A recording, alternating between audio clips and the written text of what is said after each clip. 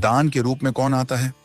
पूर्व जन्म के कर्मों से ही हमें इस जन्म में माता पिता, भाई बहन, पति पत्नी, प्रेमिका, मित्र शत्रु, सगे संबंधी इत्यादि संसार के जितने भी रिश्ते नाते हैं सब मिलते हैं, क्योंकि इन सबको हमें या तो कुछ देना होता है या इनसे कुछ लेना होता है। वैसे ही संतान के रूप में हमारा कोई पूर्व जन्म का संबंधी ही आकर जन्म लेता है, जिसे शास्त्रों में 4 प्रकार का बताया गया है। 1. अरणानुबंध पुत्र। पूर्व जन्म का कोई ऐसा जीव जिससे आपने ऋण लिया हो या उसका किसी भी प्रकार से धन नष्ट किया हो, वह आपके घर में संतान बनकर जन्म लेगा। वह अपना धन बीमारी में या व्यर्थ के कार्यों में तब तक नष्ट करेगा जब तक उसका पूरा हिसाब न हो जाए। 2. शत्रुपुत्र। पूर्व जन्म का कोई दुश्मन आपसे बदला लेने के लिए आपके घर में संतान बनकर आएगा। बड़ा होने पर वह माता पिता से मारपीट, झगड़ा करेगा या उन्हें सारी जिंदगी किसी न किसी प्रकार से सताता ही रहेगा। वह हमेशा कड़वा बोलकर उनकी बेइज्जती करेगा और उन्हें दुखी रखकर ही खुश होगा। 3.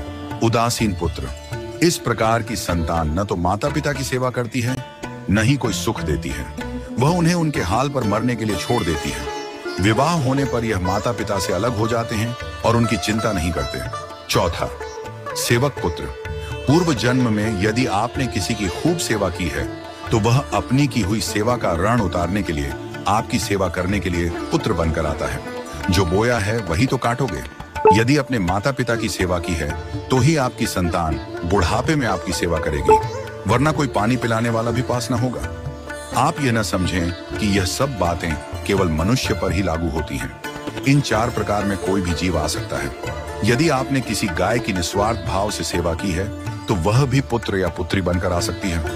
यदि आपने गाय को स्वार्थवश पालकर उसके दूध देना बंद करने के पश्चात उसे घर से निकाल दिया हो तो वह ऋणानुबंध पुत्र या पुत्री बनकर जन्म लेगी। यदि आपने किसी निर्दोष जीव को सताया है तो वह आपके जीवन में शत्रु बनकर आएगा। इसलिए जीवन में कभी किसी का बुरा न करें, क्योंकि प्रकृति का नियम है कि आप जो भी करोगे उसे वह आपको इस जन्म में या अगले जन्म में 100 गुना वापस करके देगी। यदि आपने किसी को 1 रुपया दिया है तो समझो आपके खाते में 100 रुपया जमा हो गए हैं। यदि आपने किसी का 1 रुपया छीना है तो समझो आपकी जमा राशि से 100 रुपये निकल गए। जरा सोचिए, आप कौन सा धन साथ लेकर आए थे और कितना साथ लेकर जाओगे? जो चले गए वे कितना सोना चांदी साथ ले गए? मरने पर जो सोना चांदी धन दौलत बैंक में पड़ा रह गया, समझो वह व्यर्थ ही कमाया। औलाद अगर अच्छी और लायक है तो उसके लिए कुछ भी छोड़कर जाने की जरूरत नहीं है, वह खुद ही कमा लेगी। और औलाद अगर बिगड़ी या नालायक है तो उसके लिए जितना भी धन छोड़कर जाओ वह चंद दिनों में सब बर्बाद करके ही चैन लेगी। मैं, मेरा, तेरा और सारा धन यहीं का यहीं धरा रह जाएगा, कुछ भी साथ नहीं जाएगा। साथ यदि कुछ जाएगा भी तो सिर्फ अच्छे बुरे कर्म ही साथ जाएंगे। इसलिए जितना हो सके नेकी करो, सत्कर्म करो।